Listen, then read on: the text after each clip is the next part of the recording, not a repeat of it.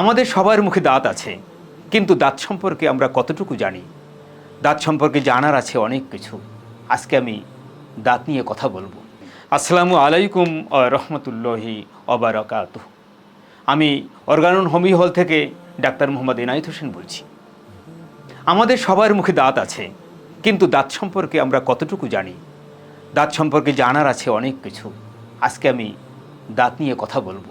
শিশু জন্ম নেবার পর 6 মাস থেকে তার দাঁত উঠতে শুরু করে এবং 2.5 বছরের মধ্যে তার মুখে নিচে এবং উপরের চোয়ালে 20টি দাঁতের একটি সম্পূর্ণ সেট দেখা যায়। এই দাঁতই হলো অস্থায়ী দাঁত বা দুধে দাঁত। শিশু জন্ম নেবার 4-5 মাস পর থেকেই তার দাঁতের ওঠার একটা অনুভূতি সে অনুভব করে। এই অনুভূতি থেকেই শিশু তখন কোনো কিছু কামড়াতে চায়, সে কামড়াতে ভালোবাসে। এরপর থেকেই তার দাঁত ওঠা শুরু করে। এই দুধে দাঁতের সংখ্যা হলো 20টি। আবার শিশুর বয়স যখন 6 বছর হয়, এই দুধে দাঁতগুলো নড়তে শুরু করে। আস্তে আস্তে সব দাঁতগুলো পড়ে যায়। বয়স যখন 11-12 বছর হয়, আবার নতুন দাঁত উঠতে শুরু করে। তখন মুখের নিচের এবং উপরের চোয়ালে 20টি দাঁতের একটি সেট, এই দাঁত হলো স্থায়ী দাঁত। এখানেই শেষ নয়। বয়স যখন 17 থেকে 21 বছর, তখন নিচে এবং উপরে 2টি করে মোট 4টি দাঁত ওঠে। এই দাঁত হলো আক্কেল দাঁত। মজার ব্যাপার কি জানেন? অনেকে বলে থাকেন আক্কেল দাঁত উঠলে বুদ্ধি বাড়ে। আক্কেল দাঁত সহ 32টি দাঁত হলো স্থায়ী দাঁত। এই দাঁতগুলোর আবার বিভিন্ন নাম। কর্তন দাঁত দিয়ে আমরা কোনো কিছু কাটি, চর্বণ দাঁত দিয়ে কোনো কিছু চিবাই, ছেদন দাঁত দিয়ে ছিদ্র করি, আবার পেষণ দাঁত দিয়ে খাদ্যদ্রব্য চিবিয়ে পিষে ফেলি। খাদ্যদ্রব্য পিষে ফেলার ফলে সহজে গিলতে সুবিধা হয়, হজমে সহায়তা করে। এবারে আমরা জানব দাঁতের কি কাজ।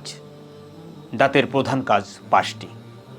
দাঁত দিয়ে কোনো কিছু আমরা চিবাই, দাঁত দিয়ে কোনো কিছু পিষে আমরা গিলে ফেলি, যার জন্য হজমে সহায়তা হয়।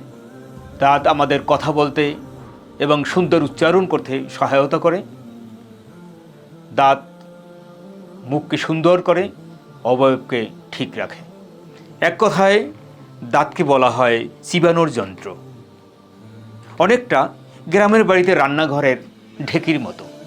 খাদ্যবস্তু চিবানোর ফলে যাতে পড়ে না যায়, মহান সৃষ্টিকর্তা আমাদের দাঁতের সাথে তৈরি করেছেন উপরে নিচে চোয়াল। মহান সৃষ্টিকর্তা আল্লাহ তাআলাকে আমরা কৃতজ্ঞতা জানাই আমাদেরকে সুন্দর দাঁত উপহার দেওয়ার জন্যে। বুড়ো মানুষের দাঁত থাকে না, তাদের মুখের আকৃতি বিকৃত হয়ে যায়।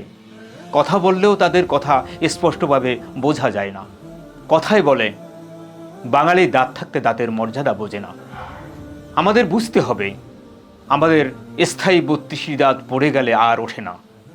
তাই আসুন রাতে খাবারের পরে, ঘুমোবার আগে এবং সকালের নাস্তা খাওয়ার পরে আমরা নিয়মিত দাঁত মাজি, দাঁতের যত্ন নেই।